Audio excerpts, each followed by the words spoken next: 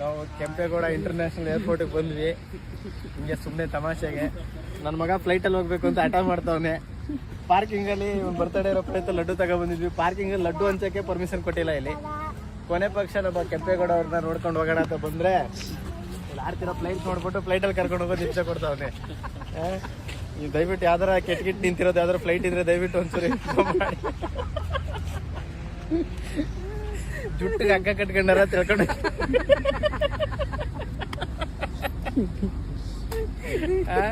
ಜುಟ್ಟಿಗೆ ಹಗ್ಗ ಕಟ್ಕೊಂಡಾರ ಎಳ್ಕೊಂಡು ಹೋಯ್ತೀವಿ. ನನ್ನ ಮಗನ್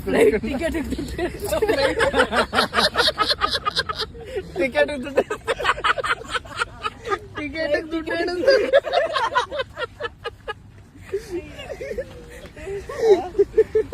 ಟಿಕೆಟ್ ದುಡ್ಡು ಲೆಕ್ಕ ಹಾಕ್ತಾವಳ ಅವಳು. ಇಂತ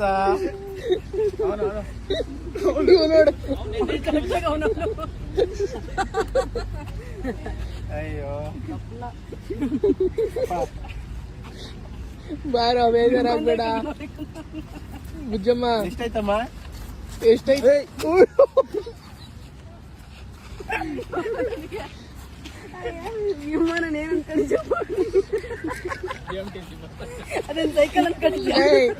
ಫ್ರೀ ಟಿಕೆಟ್ ಅಲ್ಲ ಕಣೋ.